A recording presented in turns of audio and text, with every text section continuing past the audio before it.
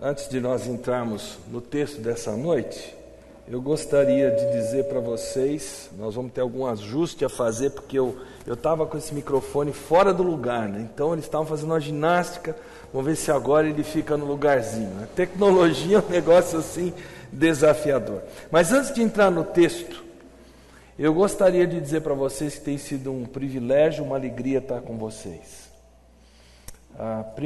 Primeiramente, porque eu já disse, eu vou voltar a dizer isso, se existe um pastor jovem que teve um impacto muito forte na vida dos meus 4 filhos, esse pastor foi o pastor Charles. Ele foi o discipulador dos meus 4 filhos quando eles eram jovens. E eu louvo a Deus pela vida dele, ele tem uma parte muito grande no que os meninos são hoje. Então é com muita alegria que a gente vem aqui partilhar com vocês. A outra alegria diz respeito ao fato de que esse ano Deus tem me dado um prazer que eu não tinha tido antes. Essa é a 4ª igreja seguida que eu visito, vindo dar alguma espécie de seminário, algum curso, em que eu posso dizer que eu vejo um povo atento à palavra. De vez em quando a gente vai parar em cada canto, meus queridos, que a gente diz assim, onde é que eu vim amarrar meu burro? Porque você vê pessoas olhando para o relógio, você vê gente impaciente para ir embora. Como é gostoso a gente vir para um ambiente em que você vê todo mundo focado para aprender a palavra de Deus. Eu quero dizer que eu louvo a Deus pela vida de vocês, pelo que essa igreja é, que tem sede da palavra de Deus. Eu estou feliz porque eu tenho visto que Deus tem o seu povo em vários lugares. Tem aquele remanescente interessado nas coisas de Deus. E é esse povo que vai evangelizar e vai testemunhar para as pessoas que ainda não conhecem a Jesus. Então eu estou muito contente, muito feliz.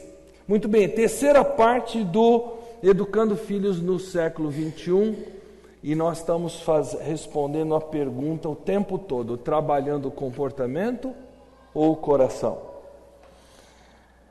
Quando nós tratamos de disciplina corretiva hoje pela manhã, especialmente quando os filhos já não são tão pequeninos, nós chegamos a tocar por alto na questão de diálogo, conversa. E é bem possível que tenha surgido a pergunta na sua mente, diálogo, tudo bem, mas como ficam as consequências do erro praticado, que levou à necessidade de disciplina corretiva? Gálatas 6, 7, 8 responde a pergunta para nós. Não vos enganeis, de Deus não se zomba, pois aquilo que o homem semear, isso também ceifará. Porque o que semeia para a sua própria carne, da carne colherá corrupção. A outra versão diz morte. Mas o que semeia para o Espírito, do Espírito colherá vida eterna. Esse texto é um alerta contra o auto-engano. É um alerta contra o pecar e achar que eu vou sair ileso, sem consequências. Mostra o perigo de deixar-se seduzir pelo engano que o inimigo semeia com tanta astúcia. E tantas vezes, irrefletidamente, nós passamos a agir alicerçados nesse engano. A afirmação do texto é que de Deus não se zomba. Claro que a exortação aqui não se limita à tentativa de zombar de Deus. A afirmação aqui pressupõe uma questão de realidade. Me permitam aqui o uso de palavras para tentar expressar o que eu quero. Deus é tão Deus que não há como a gente zombar dele. É impossível. É impossível alguém zombar de Deus porque ele embutiu esse princípio do semear e colher na realidade em que nós vivemos. Isso se aplica a todas as áreas da vida. Sempre colheremos aquilo que nós semeamos. Mas nesse momento eu quero enfocar esse princípio à luz do que nós estamos estudando, o criar filhos. E meu desejo nessa noite é enfocar o assunto consequências, porque ele precisa ser aquilo que fica latejando na nossa mente, nos motivando à ação correta. Mas eu quero enfocar esse assunto numa perspectiva diferente da nossa última mensagem, quando eu falei contra o manipular o comportamento dos nossos filhos, ameaçando-os com consequências. Até parece que a gente nem tem que falar em consequência com os filhos, não é isso. É preciso dizer que é perfeitamente válido nós destacarmos os princípios bíblicos, enfatizando as consequências da desobediência. Não se trata de manipular o comportamento, mas sim de passar aos nossos filhos a compreensão de que há uma correlação entre o que nós fazemos e as consequências disso. Como diz o princípio que a gente usa em aconselhamento, você é livre para fazer as suas decisões, você não é livre para escolher as consequências. Essa lei foi Deus quem inseriu no mundo, que Ele criou para nós vivermos, semear e colher. Então, número 1, quando o assunto é criação de filhos, há 2 tipos possíveis de consequências. Primeiro, as consequências naturais, que são as que acontecem naturalmente, sem interferência de quem quer que seja. É comum os pais tentarem involucrar os filhos, de forma a protegê-los das consequências naturais. Então você quer uma ilustração disso? Você compra uma bicicleta para o seu filho, para a sua filha, e aquela bicicleta vem com aquelas 2 rodinhas atrás. Eu vou dizer para vocês que a maioria dos pais demora mais para tirar aquelas rodinhas do que o necessário. Por quê? A gente quer proteger os filhos contra os tombos, contra se machucarem. Mas quem disse que nós vamos aprender a andar de bicicleta sem levar alguns tombos? Não existe isso. Nós levamos tombos e eles vão também levar. Então, existe a ideia de que quando a gente protege os filhos, a gente vai poupá-los de certas coisas. Certas leis naturais, como a questão de aprender o equilíbrio, nós não vamos conseguir ensinar sem que eles se machuquem um pouquinho. Isso faz parte da vida. Mas há consequências que são moldadas pelos pais, em segundo lugar. Quando eles determinam as consequências que haverão de enfatizar os princípios da palavra de Deus. E essas consequências, elas têm algumas características. Elas precisam ser, em primeiro lugar, razoáveis. Eu pus sensatas em primeiro lugar, e eu acho que eu inverti aqui. Não, eu usei uma outra palavra, foi só isso. Razoáveis ou sensatas, tá? Elas não são extremadas, elas não são excessivas. Eu já contei para vocês o caso daquela surra que eu levei quando eu tinha meus 8, 9 anos, e porque eu percebi que a aula de religião ia ser com um professor de outra religião, porque o professor da minha religião não tinha vindo, o que eu fiz? Eu fugi da escola. Pulei um muro e fui para casa. E a minha mãe me deu uma coça daquelas. Me fez ir para a escola no dia seguinte com as marcas nas pernas e de calça curta. E eu disse para vocês, isso foi excessivo até hoje. Eu converso com a minha mãe, ela é teimosa, ela não acha que foi.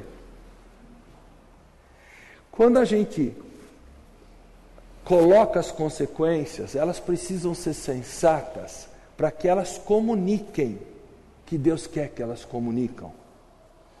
Mas não é só isso, elas não precisam ser apenas razoáveis, elas precisam ser lógicas, elas têm que ser ligadas ao erro que foi praticado, para a criança entender. Eu contei isso na hora do almoço, para quem estava almoçando com a gente, eu vou contar aqui na igreja, porque é um exemplo muito interessante.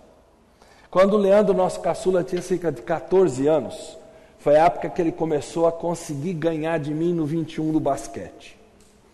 E eu estava traduzindo, eu passava o dia inteiro traduzindo, era o que eu fazia naquela época. E ele chegou para me desafiar a jogar um 21, dizendo que eu estava cansado, que eu estava com medo de levar uma surra. Ele tem um jeito todo assim dele, até hoje, assim meio ousado. O nosso mais velho, o Bruno, acha que ele é desrespeitoso e cobra dele isso até. E eu digo, Bruno, pode deixar que a gente se entende, não vejo como desrespeito não. Mas ele me desafiou e lá vamos nós jogar basquete. Quando a gente passa pela cozinha, a mamãe vira e diz, onde é que vocês estão indo? Eu falei, nós vamos jogar um 21. Ela falou, mas eu já chamei para o jantar. Eu falei, eu não ouvi nada. E eu sou aquele tipo de pessoa que quando eu estou fazendo uma coisa aqui, eu foco tanto que eu não ouço as outras coisas. E ela pode bem ter chamado, mas eu não. Mas fato é que o Leandro tinha acabado de passar pela cozinha com a bola de basquete debaixo do braço e a mãe falou para ele, o jantar está pronto. Ele foi lá no quarto e me desafiou a jogar basquete. E no que eu estou conversando com a Jussara, peraí, como é que a coisa se processou? Meu ouvido começa a captar um barulho de pá, pá, pá, chof, pá, pá, pá. Ele está lá jogando basquete. Ele estava fazendo o que ele queria, ao contrário do que a mãe tinha dito que ia acontecer. Eu disse para ela, você quer dizer que ele sabia? Claro que ele sabia, eu falei para ele que estava pronto o jantar. Aí eu chamei o Leandro. Eu disse, Leandro, você foi me desafiar a jogar basquete quando a mamãe já tinha dito que o jantar estava pronto? E ele ainda veio com esse negócio, mas quem é que manda aqui em casa? Eu falei para ele, você não usa isso não, cara. Porque essa questão de mandar em casa não tem nada a ver com o que você está pensando, tem a ver com fazer a coisa certa. A mamãe já havia chamado para o jantar, eu não vou contrariar uma ordem dela só por vontade de jogar basquete. O certo é nós jantarmos agora. E você foi lá e você quis me manipular. Sabe o que vai acontecer, Leandro? Dá aqui a bola. 2 semanas sem basquete. Tem que ser lógica. Tem que ser ligada ao erro. E se você me permite, tem que ser naquilo que eles mais gostam. Porque 14 anos de idade não é hora de pegar a varinha e bater no traseiro. Apesar de que Joe Louis, aquele grande lutador de boxe, a primeira metade do século passado, ele foi talvez o maior dos campeões peso pesado, maior até do que o Cassius Clay e outros grandes que vieram depois. Ele estava sendo entrevistado por um programa de televisão e aí perguntaram para ele se ele tinha alguma coisa assim que marcou a vida dele. Aí diz, um dia que eu cheguei em casa tarde demais, minha mãe me deu uma surra. Peraí, como é que foi isso? Perguntou a apresentadora, ou o apresentador, né? Ele falou, eu tinha 18 anos de idade. Quanto? 18 anos de idade. Você já tinha esse tamanho? O cara tinha quase 2 metros de altura. Sim. E a sua mãe, como é que ela era? A minha mãe tinha 1,60 m. E ela te deu uma surra? Sim. Eu cheguei em casa... Ela tinha dito para eu chegar às 10, eu cheguei à meia-noite. Ela pegou a raquete de ping-pong e ela disse para mim, deita sobre a mesa. E eu me curvei sobre a mesa e ela mandou ver. Eu acho interessante que, embora seja uma coisa que a gente não defenda, aquilo marcou tanto a vida daquele homem, mexeu com o caráter dele. Mas quando a gente está tratando de situações assim com os filhos, tem que estar ligada ao erro, para ter um efeito pedagógico melhor. Terceiro lugar, as consequências espirituais. Há mais na semeadura do que meras consequências temporais imediatas. Nós precisamos deixar claro para os nossos filhos que a palavra de Deus diz que de Deus não se zomba. E se a palavra de Deus diz que de Deus não se zomba, Deus não se deixará zombar. Haverá consequências. Agora vamos olhar um pouquinho mais fundo nas dimensões mais profundas desse semear e colher. O relacionamento com Deus, eu estou achando que os slides não estão totalmente sincronizados aqui, e se não tiverem eu peço desculpa para vocês. Esse seria o próximo slide. Não está assim, ok. Dimensões mais profundas do semear e colher. O relacionamento com Deus, em primeiro lugar. Sempre nós estamos num processo de semear e colher. Há formas profundamente espirituais que esse semear e colher ocorre. Quando nós pecamos, nós colhemos em relação a Deus, porque Deus não se deixa zombar. Ou vivemos com aquela consciência de que estamos em comunhão com Deus, ou então nós vivemos com aquela consciência de que nós estamos alienados de Deus por causa do pecado. Lembram que eu falei, cuidado com a concepção de que existe coluna do meio na vida cristã, porque não existe. Não há como pecar sem colher. E quando pecamos contra a verdade de Deus, a Bíblia diz que eu colho dureza de coração. É um perigo. O autor de Hebreus, no capítulo 3, versículo 13, ele diz que o pecado é enganoso e ele endurece o nosso coração. Nós passamos a não perceber aquela voz gentil e suave do Espírito Santo. Segundo lugar, nós colhemos em termos de hábitos de vida. O que acontece com uma criança quando ela cresce irresponsável? Ela vai ser que tipo de adulto? Um adulto irresponsável. Uma criança acostumada a mentir, quando criança vai ser um adulto mentiroso. Maus hábitos cultivados na infância se tornarão maus hábitos difíceis de se mudar na idade adulta. Em terceiro lugar, nós colhemos em termos de reputação. Provérbios 20:11 diz assim: até a criança mostra o que é por suas ações. Não sei se você já tinha visto esse versículo. Interessante. O seu procedimento revelará se ela é pura e justa. Até uma criança tem reputação, mesmo as pequenininhas.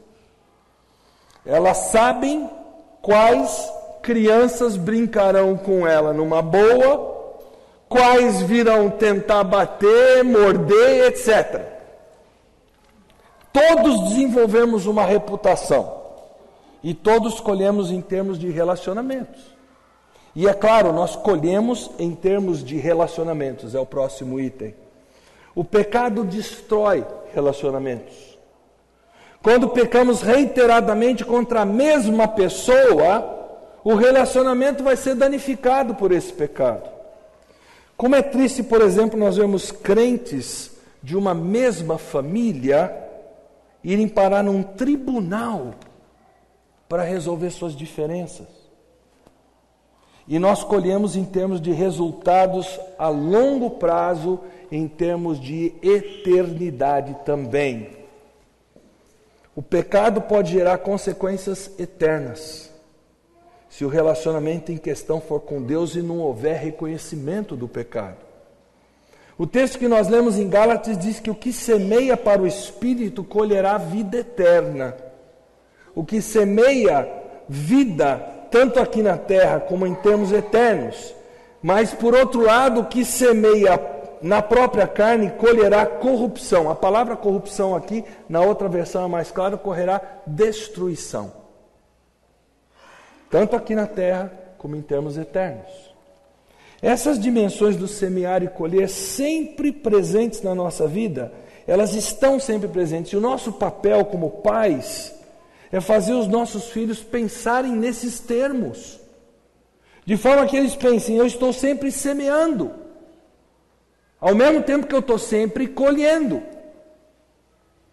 Vamos tentar ilustrar. Suponhamos que eu tenho um filho de 8 anos de idade e ele tem a tarefa que mamãe e eu demos para ele de arrumar a sua cama, diariamente. Só que ele ignora essa tarefa. Ele disfarça, ele pensa que ele está se safando com isso. Então, é minha tarefa como pai, ou a esposa como mãe, chegar nesse filho e dizer para ele que ele está se expondo a esse zombar de Deus que nunca acontece. E ele vai colher esse fruto. Eu preciso mostrar para ele que é impossível ele agir assim e achar que ele vai ter um relacionamento íntimo com Deus. As duas coisas não se encaixam. Porque se ele continua desse jeito, a colheita dele vai ser um coração endurecido pelo pecado. E tudo relativo a Deus, prosseguindo desse mesmo jeito, nessa toada, vai começar a parecer relativo para ele, irreal. Porque quando nós entristecemos o Espírito Santo com esse tipo de procedimento, nós estamos dizendo a Deus que nós queremos distância de Deus. E você sabe o que acontece na vida de uma pessoa que age assim? Ela se torna a maior cara de pau para justificar os seus erros. E o pior de tudo, ela pensa que ela engana até a Deus. Os homens ela pode enganar, se ela for hábil, tiver lábia, mas a Deus ela não engana. Mas meu filho também estará semeando, se ele continuar nessa toada, em termos de hábitos para a sua vida. Eu preciso mostrar a ele que esses hábitos que ele está adquirindo serão difíceis de abandonar quando ele for adulto. Ele também estará semeando em termos de reputação. Porque mesmo dentro de casa, ele terá a reputação de irresponsável, não confiável para fazer os seus deveres. Ele terá que perceber que a sua recusa em fazer o que lhe foi dado para fazer estará minando o nosso relacionamento, porque coloca pressão sobre o nosso relacionamento. Porque diária ou semanalmente eu vou ter que confrontá-lo nova e novamente por sua desobediência, por sua irresponsabilidade. Ele também terá que perceber que a sua recusa também vai minar a possibilidade de uma existência útil, digamos. Porque se ele semear para a própria carne, a Bíblia é clara para dizer que ele vai estar colhendo destruição. Tanto nessa vida, quanto na eternidade. Gente, isso aqui é muito importante. É muitíssimo importante. E pais precisam usar esse princípio do semear e colher para ensinar seus filhos que eles não podem zombar de Deus. E essa zombaria de Deus não vai acontecer. Se eles perseguirem nesse rumo, como adultos, eles vão ser pessoas que se safam, acham que se safam ao fazer isso. E a vida dessas pessoas vai ser como? De mal a pior, e mais longe, até morrerem longe de Deus. E sabe lá Deus se elas serão salvas. Talvez não tenham nem conhecido a salvação em Cristo. E aí é uma eternidade longe de Deus. Processo da disciplina corretiva. Quero voltar um pouquinho com vocês e trabalhar esse processo. E vocês percebem que é uma espécie de coxa de retalhos esse final, né? A primeira coisa que eu quero fazer quando eu vou sentar com meu filho e um processo de disciplina tem que acontecer. Agora eu estou falando não de crianças que têm 2 anos de idade. Eu já estou falando daqueles um pouquinho maiorzinhos, com quem você já consegue conversar e a criança entende. Talvez 3, 4 anos de idade, 5 anos de idade.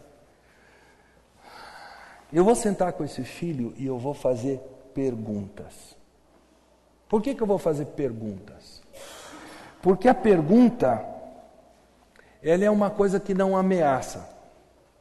Se eu chego para o meu filho que tem 8 anos de idade e eu digo para ele, você não está arrumando a sua cama.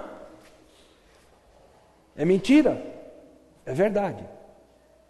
Mas a forma de eu chegar para ele já o põe na defensiva. Mas se eu chego para esse filho que tem 8 anos e eu digo assim, você está arrumando a sua cama conforme nós dissemos que você teria que fazer? Ele vai ter que pensar.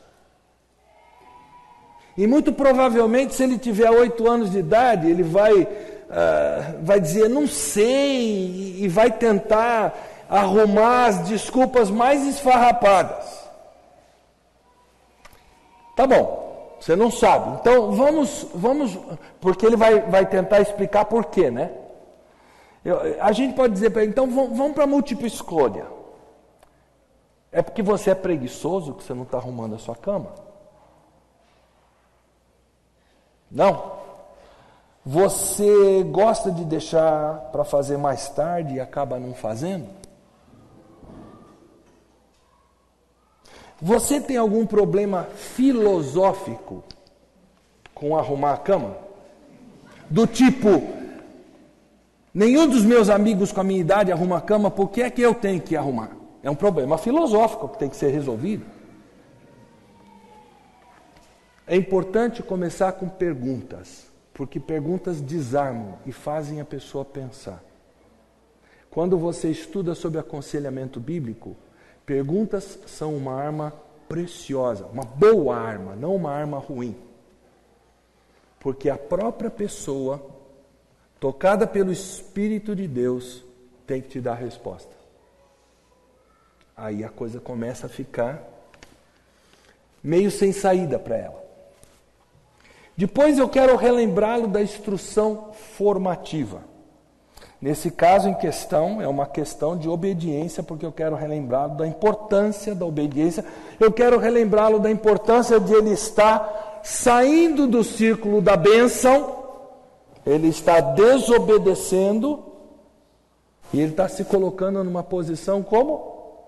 Perigosa. Aí eu quero perguntar a ele, como é que eu posso ajudar? Eu não estou aqui simplesmente para cobrar de você, eu quero te ajudar nessa tarefa que mamãe e eu demos a você. Porque nós te amamos e nós queremos ver isso acontecendo na sua vida. Como é que eu posso te ajudar? Ajuda se eu te relembrar.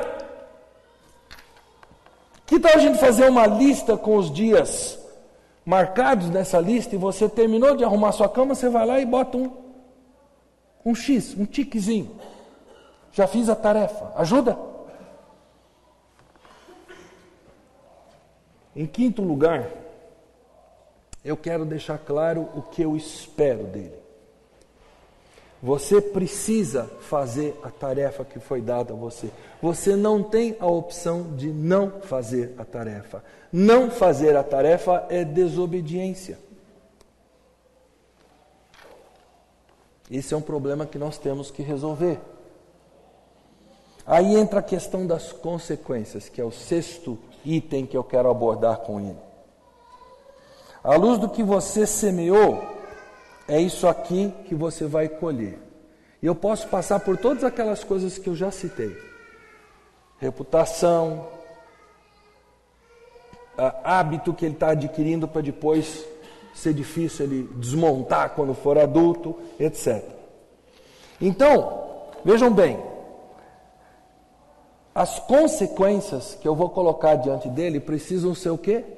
Elas precisam ser lógicas ou razoáveis, lógicas, tem que ressaltar os princípios da palavra de Deus, porque o propósito da consequência não é modificar o comportamento do momento.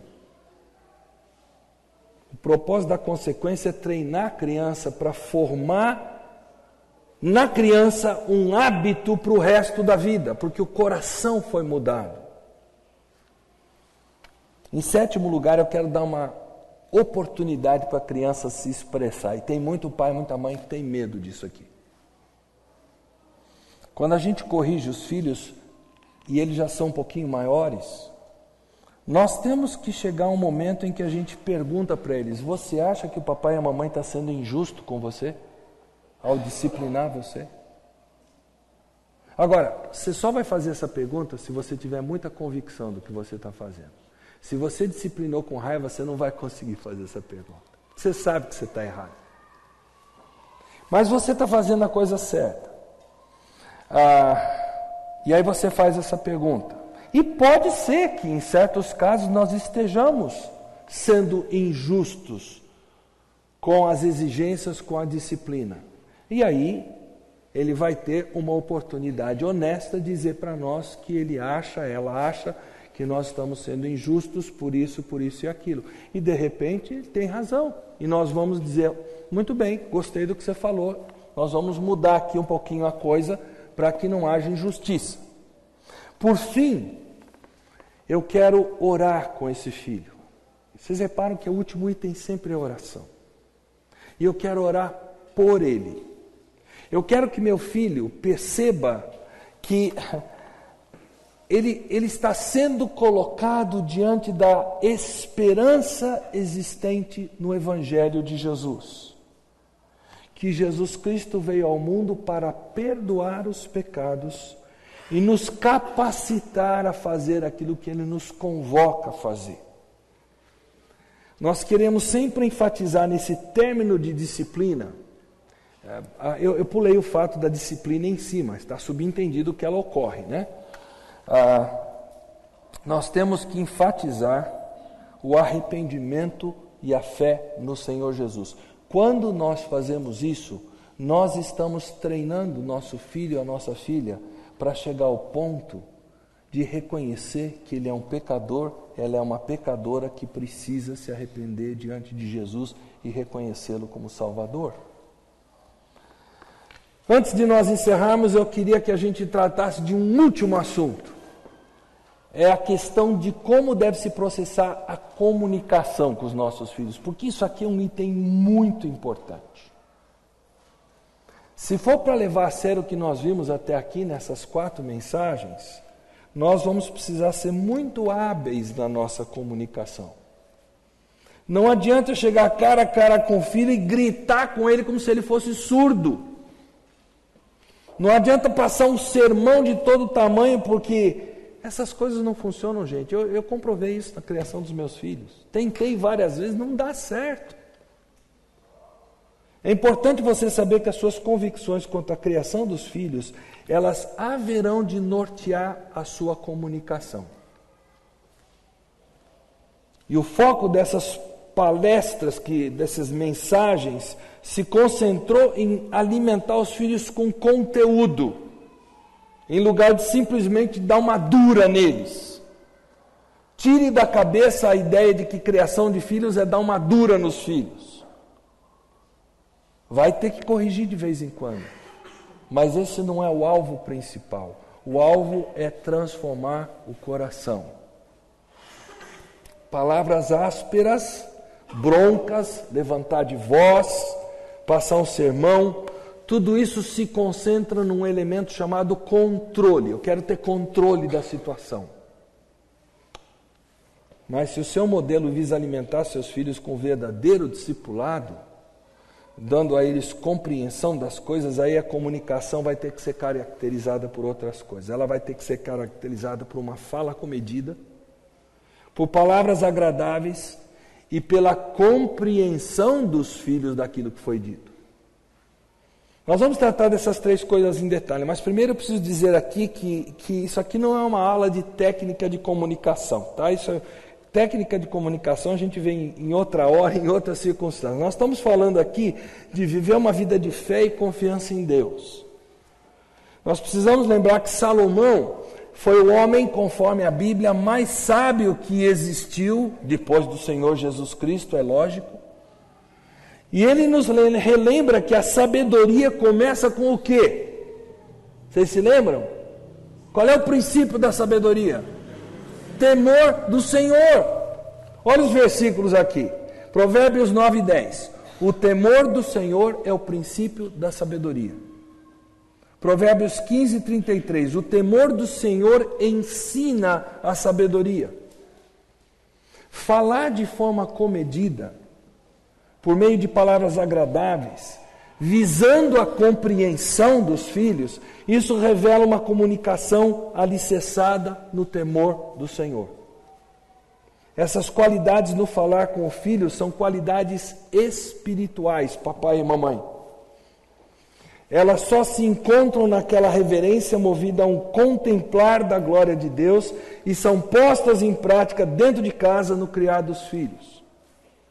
Primeiramente, palavras comedidas na comunicação. O que a gente quer dizer por isso? A orientação da Bíblia é no sentido que a gente use as palavras com parâmetro, contendo um certo limite. Um falar que visa instruir não é um falar impensado. A Bíblia não louva o falar descontrolado. Um pai e uma mãe temente a Deus usa palavras comedidas, porque conforme diz Provérbios 17, 27, quem tem o conhecimento é comedido no falar, e quem tem entendimento é de espírito sereno. Quem é sábio vai usar palavras comedidas.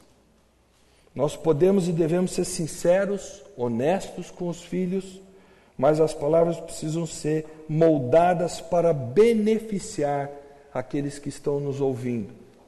Vamos ver 3 subdivisões dessas palavras comedidas. Primeiro, comunicação de palavras comedidas é uma comunicação tranquila. Eclesiastes 9,17 diz assim: as palavras dos sábios devem ser ouvidas com mais atenção do que os gritos de quem domina sobre os tolos. Precisa dizer mais alguma coisa? Está claro, né? Existe um certo poder nas palavras mansas. Eu ponho esse poder entre aspas aqui para ninguém entender errado. A gritaria vai conferir às palavras um ar de trivialidade. Então aquele filho, aquela filha vai ouvir você gritando, vai dizer: não vou nem prestar atenção nessa baboseira que ele está falando, que ela está falando. A gritaria coloca o significado lá no quintal da casa e coloca a emoção na varanda da frente, se você me entende. Comunicação de palavras comedidas é comunicação de poucas palavras. Eclesiastes 6,11: quanto mais palavras, mais tolices e sem nenhum proveito. Sermões que passamos nos filhos desanimam os filhos. Porque aí nós acabamos nos repetindo várias vezes, dizendo a mesma coisa. Provérbios 10, 19 diz assim: quando são muitas as palavras, o pecado está presente.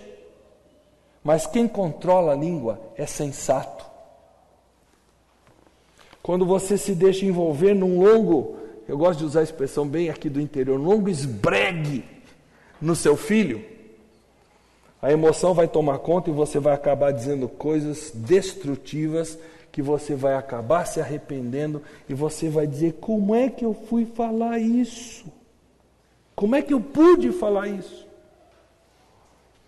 Comunicação de palavras comedidas é comunicação do tipo: pense primeiro, fale depois. Provérbios 15, 28 diz assim: o justo pensa bem antes de responder, mas a boca dos ímpios jorra o mal. Essa é uma bela metáfora, porque fala de se colocar palavras numa balança antes de usá-las. O sábio faz a si mesmo perguntas: essa é a melhor maneira de falar o que eu quero falar? É o melhor momento, o momento mais adequado para dizer isso? E isso contrasta com o ímpio que fala sem pensar. O que vem à mente ele solta sem qualquer forma de julgar se aquilo é certo. Ele só jorra o mal, diz o versículo. Ele não para pensar, não há restrição ao que ele diz. E ele não percebe que uma vez proferidas as palavras, não há como recolhê-las. Não tem recall de palavras, gente. Como tem recall de carro aí para você levar, porque saiu com um defeito. É uma história que eu gosto muito. Acho que um monge, num convento, num mosteiro, melhor dizendo, ele foi lá, o prior, o monsenhor, não sei como é que chama, o chefe do mosteiro, e ele chegou preocupado e ele disse assim: eu vim aqui porque eu estou muito desanimado com as minhas palavras. Eu percebo que eu falo demais e eu quero resolver esse problema. O senhor me ajuda? Ele disse: eu ajudo. Você tem um travesseiro lá no seu quarto? Tem. De que é feito o seu travesseiro? Ele falou: deve ser de pena, Pedro. Ele é feito de penas, exatamente. Você vai abrir o seu travesseiro. Sabe aquela escada que vai daquele lugar até aquele outro lá? Você vai botar uma pena em cada degrau. Aí você volta aqui. E ele foi lá e obedeceu. Botou uma pena em cada degrau. Aí quando ele voltou, foi dito a ele, agora você vai e recolhe todas as penas que você botou nos degraus. E volta aqui. Aí ele voltou com a cabeça baixa e falou assim, não consegui. Nem metade das penas. Sumiram. Ele falou, você já aprendeu a lição. Quando você fala, o que você fala não tem volta. Pense primeiro no que você vai falar e no jeito que você vai falar. Você já viu alguém que se precipita no falar? Há mais esperança para o insensato do que para ele, diz Provérbios 29, 20. Salomão enaltece o falar que é sábio. Ele diz, dar a resposta apropriada é motivo de alegria. E como é bom um conselho na hora certa. Provérbios 15, 23. E em segundo lugar, as palavras não devem ser só comedidas, elas devem ser agradáveis.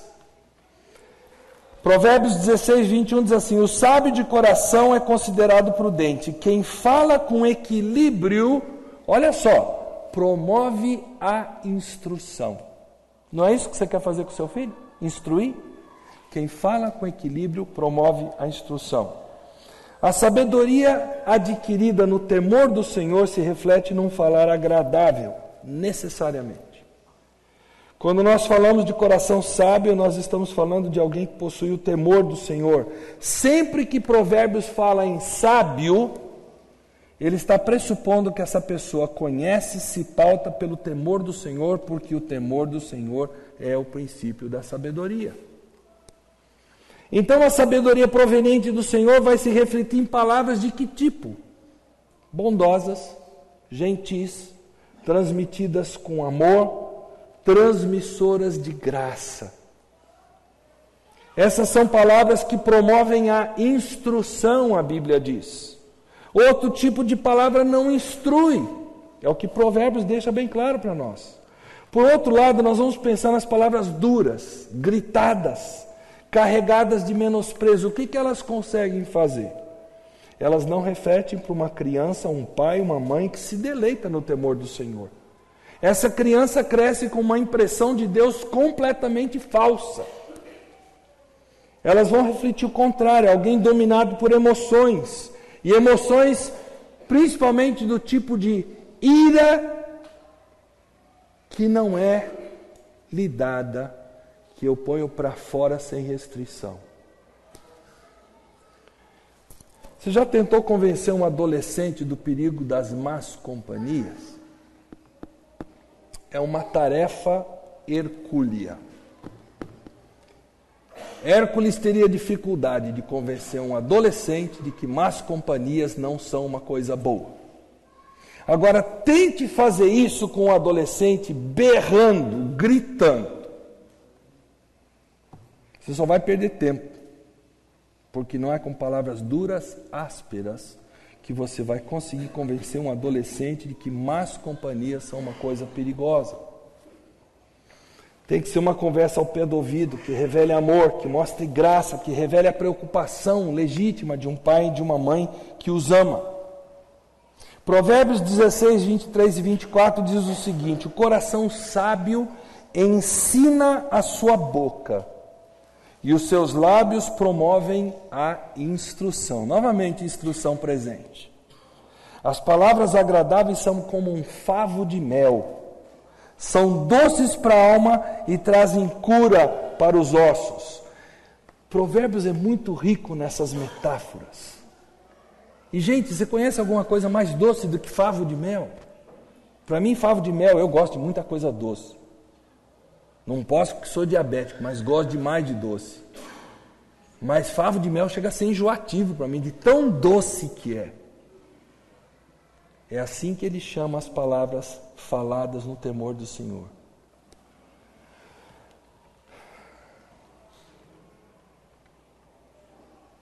Salmo 24, 14.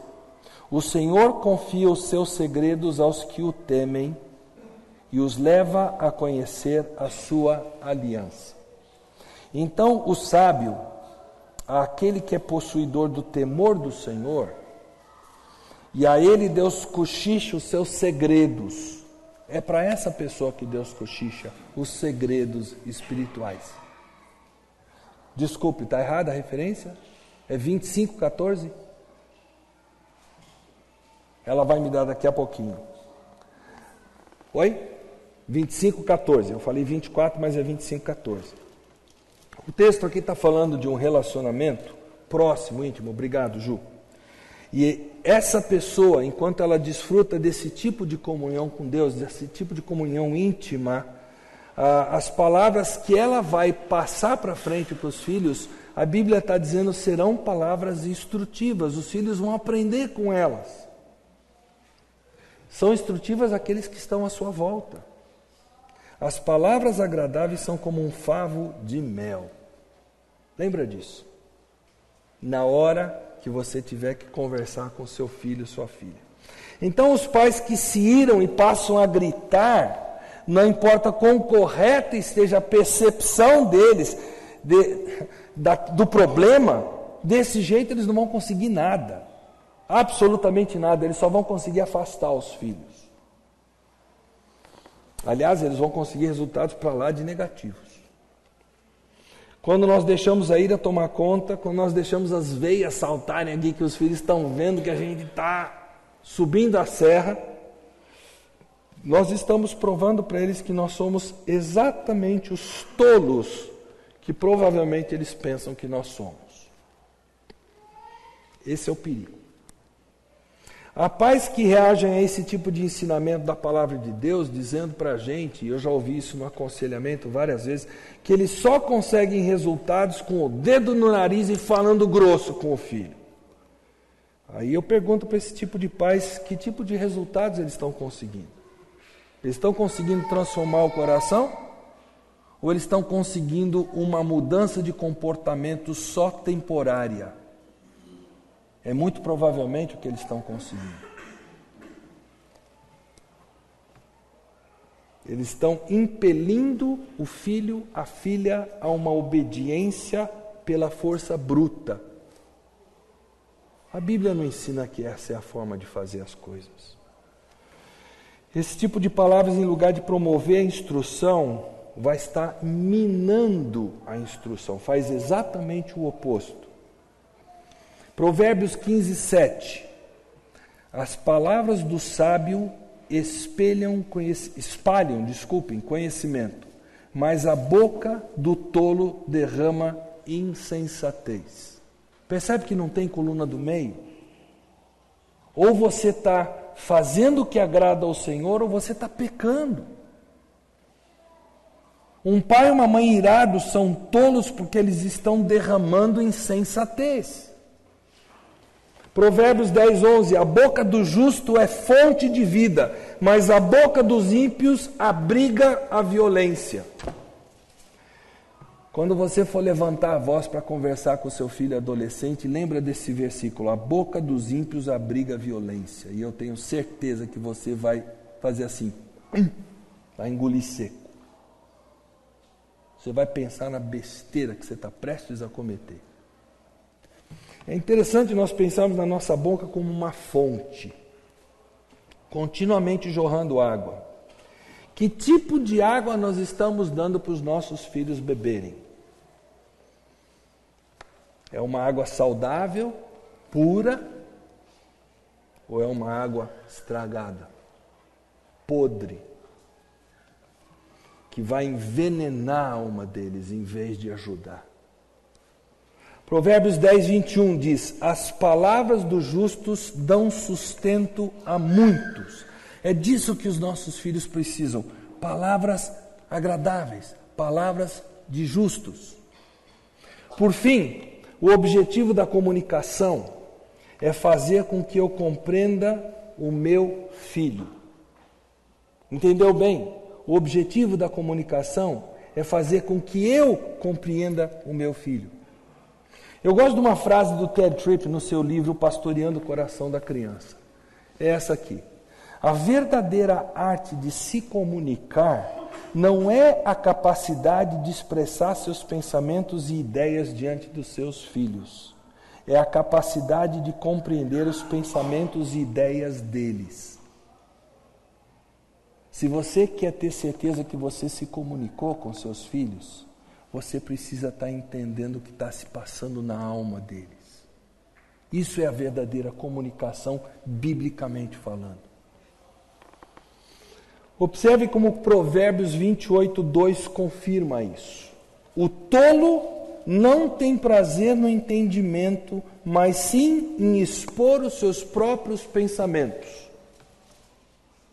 Eu me lembro de uma situação que aconteceu talvez uns 10 anos atrás. Leandro naquela época tinha 23, 24 anos, nós morávamos em Porto Alegre, eu era pastor lá, e ele estava conosco fazendo o último ano de faculdade. Ele estava estudando e eu pedi para entrar no quarto dele. Ele parou e disse: pode entrar, pai. E aí eu comecei a conversar com ele. Só que a minha conversa com ele não foi levantando a voz, nada, foi num tom tranquilo, sossegado. Eu falei. E aí, ao final, eu virei para ele e falei assim: legal, Leandro, muito obrigado pela nossa conversa. Era isso. Eu falei: peraí, pai, pera um pouquinho. Nossa conversa? Foi só o senhor que falou? O senhor não perguntou o que eu acho da coisa? Como é, como é que não é? Queridos, naquela noite eu percebi como era fácil eu ser um tolo, conforme diz esse versículo. Só tem prazer em expor seus pensamentos. Não está preocupado em entender o que está do outro lado. Eu achei que eu havia me comunicado. Meu filho deixou claro para mim que eu não havia me comunicado. Provérbios 18:13. Quem responde antes de ouvir, comete insensatez e passa vergonha. Eu vou dar um exemplo para você que você vai dar risada. Talvez seu filho ou sua filha que está aqui presente vai dar mais risada ainda. Você já passou por aquela situação que seu filho ou sua filha vem na sua direção e quando ele está vindo e ela está vindo, você diz assim: não precisa nem perguntar porque a resposta é não. Mas eu nem disse o que... A resposta é não. Não adianta você falar, você não entendeu que eu disse que é não? Mas o senhor e a senhora não sabem nem o que eu vou perguntar. Você não precisa dizer. Eu sou seu pai, eu sei o que você vai dizer. E a resposta é não. Eu pergunto para vocês, qual é dos nossos filhos que nessa hora agradece a Deus por ter um pai, por ter uma mãe que tem o dom da adivinhação? Quanta injustiça a gente faz com eles quando a gente age assim. E o pior de tudo é que quando a gente percebe que está errado, quantos de nós temos a humildade de chegar lá e pedir perdão para eles? Aí a coisa fica pior ainda. Porque se eu como pai não peço perdão para o meu filho, para a minha filha, que é uma adolescente, o que eu estou dizendo para esse filho e para essa filha? Tudo que você precisa é ficar um adulto como eu, aí você não precisa mais pedir perdão para quem quer que seja. Essa é a lição que eu estou passando para ele. Eu estou sendo sábio, né? Eu estou me pautando pelo temor do Senhor, né? Que nada. Provérbios 20, versículo 5 diz assim: os propósitos do coração do homem são como águas profundas, mas quem tem discernimento os traz à tona. Nós precisamos ser pessoas de discernimento para trazer à tona os propósitos do coração dos nossos filhos. E nós faremos isso dialogando com eles, através de boas perguntas, através do criar de uma boa atmosfera em casa, para que os nossos filhos percebam que nós estamos interessados em entender o que está no coração deles, o que está preocupando a alma deles. Nós precisamos ser capazes de extrair essas águas profundas do coração deles. Eu preciso concluir. Eu sei que nós vimos tanta coisa aqui, essas 4 mensagens, que você deve estar pensando, pastor, não tem como eu conseguir ter êxito nesse negócio, é complicado demais, seu. Como diz o mineiro, eu não dou conta, não. Eu também não dou conta, gente. Nenhum de nós dá conta. Eu não vou conseguir lembrar de tudo isso. Você não vai conseguir lembrar de tudo isso. Isso é um fato porque a capacidade para fazer isso não reside em nós. E Deus fez a coisa assim justamente para que nós nos percebamos como insuficientes para a tarefa. A tarefa de ser pais. Criando filhos como Deus quer que nós os criemos. Então o que nós fazemos? Nós olhamos para a palavra de Deus, para ver os recursos que nós temos. Abra sua Bíblia em 2 Pedro, eu acho que esse versículo não está aqui, não. 2 Pedro, capítulo 1, versículos 3 e 4. Segunda carta de Pedro, capítulo 1, versículos 3 e 4. Eu gosto de ouvir esse barulhinho das folhas da Bíblia virando. Tudo bem, você pode ler a sua Bíblia no seu iPad, no seu celular, mas que eu gosto desse barulhinho das folhas virando, eu gosto. 2 Pedro 1, 3 e 4 diz assim: seu divino poder, falando de Deus, nos deu o quê? Tudo de que precisamos para a vida e para a piedade, por meio do pleno conhecimento daquele que nos chamou para a sua própria glória e virtude. Dessa maneira, Ele nos deu as suas grandiosas e preciosas promessas, para que por elas vocês se tornassem participantes da natureza divina e fugissem da corrupção que há no mundo causada pela cobiça. Onde é que nós vamos obter forças para sermos pais, os pais que Deus quer que sejamos? Se nós olharmos para o nosso interior, nós vamos ficar frustrados. Não tem os recursos aqui dentro, queridos. Nenhum de nós tem. Nós temos que perceber que nós não reunimos as condições dentro de nós. O texto diz: seu divino poder nos deu. Não é que um dia talvez Deus venha nos dar. Dependendo de como você se comporta, Ele dará. Não é isso que está escrito aqui. Está escrito aqui que Ele nos deu. Está no passado. Para todo e qualquer pai e mãe que crê no Senhor Jesus como seu Salvador e Senhor, é uma obra que Jesus já fez no passado. Está à nossa disposição. É só chegar e pegar. O que Ele nos deu? O que diz o texto? Tudo de que precisamos. Eu pergunto para você, quando a palavra de Deus usa termos assim como tudo, todas, completamente, o que a palavra de Deus está querendo dizer?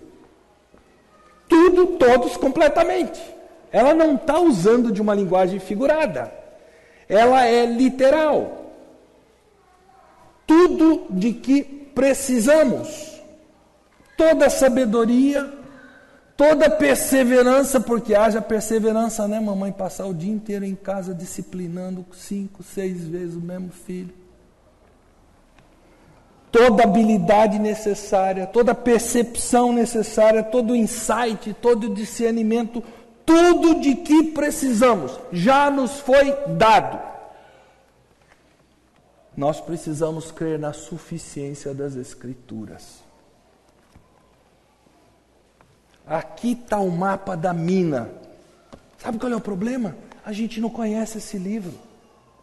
A gente não passa tempo com esse livro. E a gente acha que a gente conhece a Deus. Onde é que você vai conhecer a Deus? Na palavra dele. Quantos dos versículos que eu acabei de citar para vocês de Provérbios são novidade para você? Não deveriam ser novidades para nós, a gente deveria conhecer isso, deveria estar no nosso coração. Precisamos olhar para Jesus para que a graça dele nos encha de esperança. Eu quero dizer para vocês que esses princípios aqui, eu nem sempre pus em prática. Aliás, quando nasceu nosso primeiro filho, quase 39 anos atrás, eu quero dizer para vocês que era o pai mais sem rumo que podia haver nesse mundo. Minha esposa estava tão perdida quanto eu. A gente só tinha vontade, mas a gente estava perdido. E nós fomos aprendendo, crescendo, errando aqui, errando ali. Mas, queridos, valeu a pena.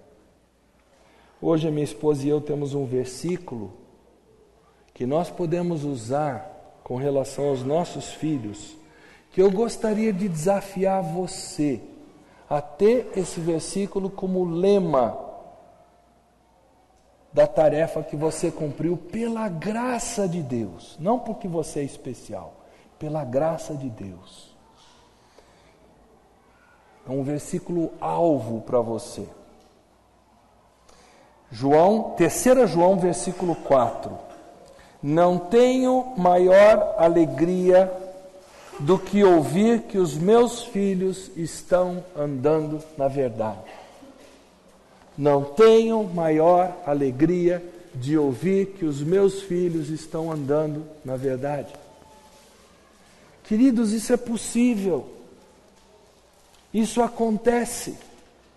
E eu não estou aqui para dizer para vocês que eu tenho esse versículo como lema, minha esposa tem, porque nós fomos aqueles pais tremendos, especiais.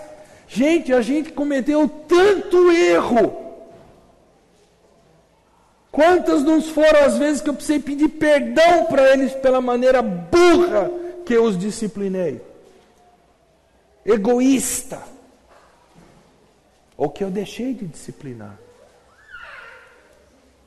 No entanto, Deus é tão gracioso que hoje nós podemos olhar para trás e aqueles de vocês como o Charles e a Cris que conhecem os nossos filhos podem dizer: a alegria deles é porque os filhos deles andam na verdade. Eu gostaria que você curvasse a sua cabeça agora em oração e que você dissesse para Deus: Deus, eu quero mais tarde olhar para esse versículo e me alegrar nele. E eu sei que para que isso aconteça eu preciso crer na Tua palavra. Eu preciso ter um compromisso que não vai mudar de obedecer a Tua palavra. Eu que tenho que ter um compromisso, ó Pai, de caminhar no Teu temor, de aprender o que a Tua palavra diz sobre como eu vou lidar com os meus filhos, como tem que ser as minhas palavras. Gaste algum tempo em oração. Se você estiver perto da sua esposa ou do seu marido, orem vocês dois juntos. Não faz mal que vocês façam um pouquinho de barulho, não tem problema. Vamos gastar um tempo em oração.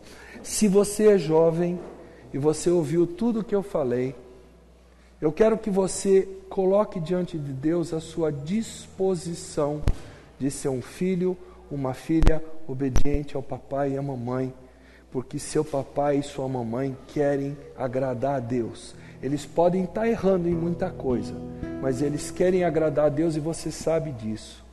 Ore para Deus para que você seja aquele filho, aquela filha que aprende a viver no temor do Senhor.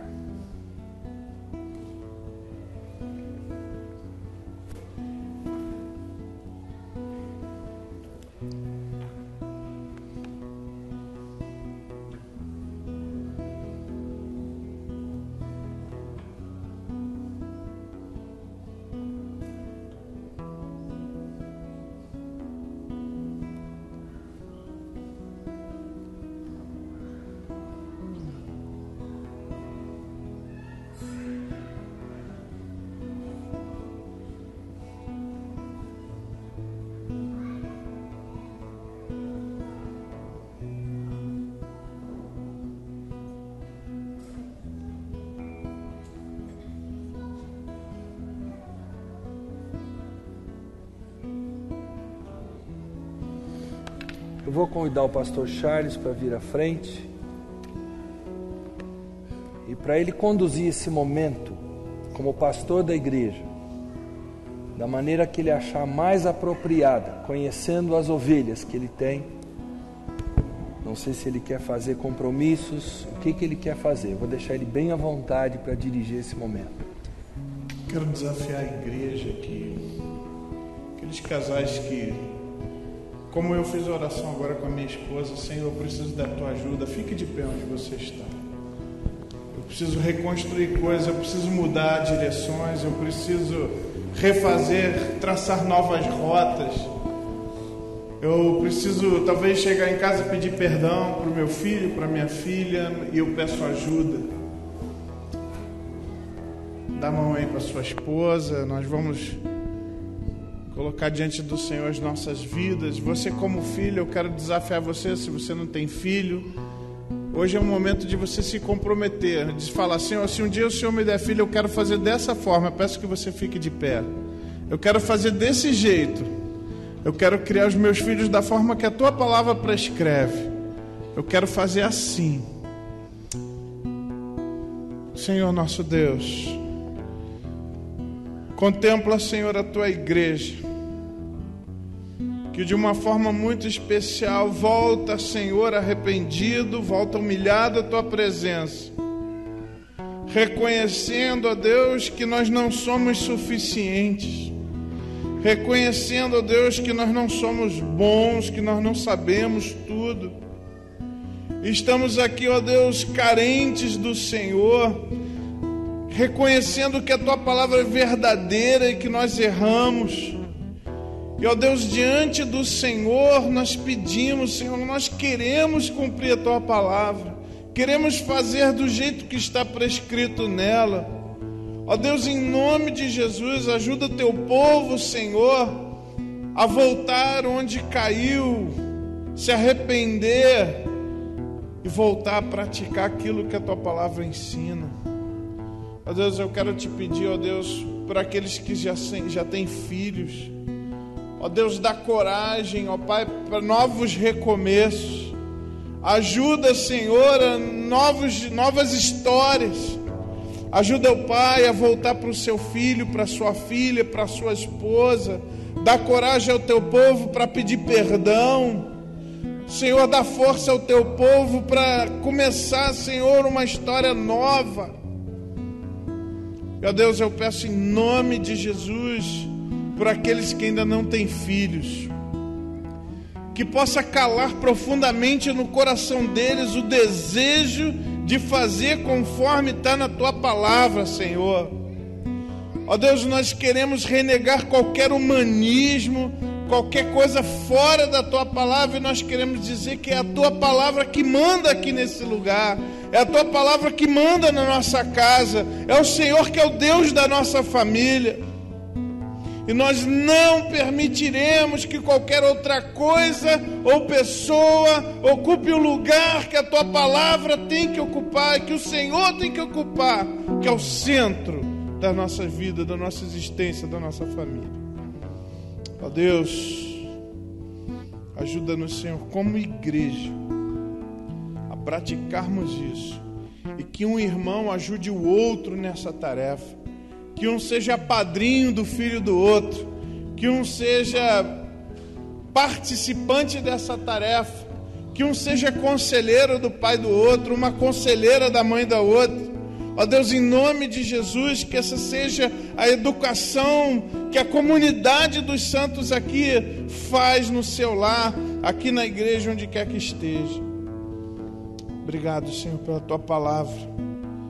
Meu Deus, como pastor, eu quero te louvar muito, Senhor, porque eu sei que uma igreja forte, ela começa com famílias fortes. Meu Deus, eu sei que se a gente fizer isso que a tua palavra diz, essa igreja vai ser uma bênção para a glória do teu nome, Senhor. Meu Deus, ajuda-nos a melhorarmos, a sermos mais fiéis ao Senhor. E obrigado, Deus. Contempla, Senhor, essas famílias, esses irmãos que estão de pé na tua presença, clamando pelo teu poder. Honra a decisão dos teus servos. Ó Deus, pedimos Que o Senhor continue abençoando o teu povo durante essa semana. Que a graça do nosso Senhor Jesus Cristo, o teu amor e as consolações do teu Santo Espírito estejam com todos nós, com todas as famílias, com todos os casais, com todos os filhos e com todo o teu povo espalhado pela face da terra, hoje e para todo sempre, em nome de Jesus. Amém. Amém. Dá um abraço aí na sua esposa, na sua família, na pessoa que está do seu lado aí, dá um abraço nele. Dá uma palavra de encorajamento, diga, a gente vai conseguir, com o Senhor a gente consegue. Isso. Pode sentar, meu irmão.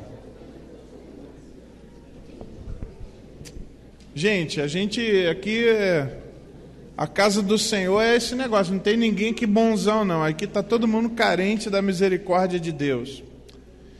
Irmãos, eu queria de uma forma especial agradecer Pastor Eros, a irmã Jussara. Eu gostaria de orar por eles. Vou pedir para eles virem aqui na frente. Cris, vem aqui também. Se você gostaria de glorificar Deus pelo que tu ouviu aqui, dá uma salva de palmas para o Senhor, para a glória dele.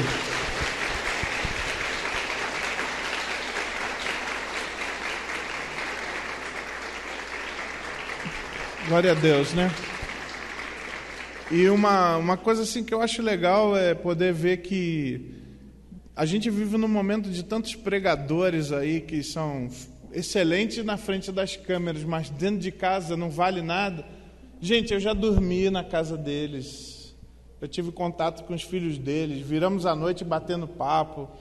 E, gente, é verdade isso que o pastor tem pregado aqui. E eu me sinto tão honrado de poder ter participado aí e de poder estar aprendendo ainda com a família. Como eu falei, eu me sinto aquele filho meio adotado, ó. Eu vou lá, filo a boia e participo das coisas boas. Eu gostaria que nós estivéssemos orando. Vamos ficar de pé mais uma vez, orando. Eles hoje voltam já para Atibaia, tem tantas tarefas lá, e que Deus possa estar abençoando os outros compromissos. Muito obrigado pelo tempo que vocês separaram. Eles ainda vão estar um pouquinho. Hoje a gente vai ter um lanche aqui, e acerte o DVD para ele poder ir embora já abençoado, tá certo? E não vai embora também, nós vamos ter o lanche. Vou pedir para a Cris orar nesse momento. Senhor, louvamos o teu nome, Pai. Como o Senhor é gracioso nas nossas vidas, Senhor. Pedimos a tua misericórdia e graça, Senhor, para que venhamos a cumprir, Pai, o teu propósito, Senhor, como pais, como filhos, da forma que estamos, Senhor, que o Senhor desejou. Então, nós pedimos também que o Senhor possa abençoar grandemente, Senhor, a vida desse pastor, de sua esposa, Senhor, que eles possam continuar abençoando tantas outras vidas, assim como fomos abençoados aqui hoje, Senhor. Que o Senhor também possa levá-los em segurança ao retorno do seu lar, Senhor. Agradecemos em nome de Jesus. Amém. Amém. Obrigado, pastor. Obrigado, irmã. Deus abençoe. Irmãos, podem sentar. Quero agradecer aqueles irmãos também nos assistiram pela internet. Que Deus abençoe. Essas mensagens foram gravadas. Elas estarão disponíveis para todos. Irmãos, que Deus abençoe, uma semana de vitória para todos nós. E como oração silenciosa estamos encerrados. Deus abençoe.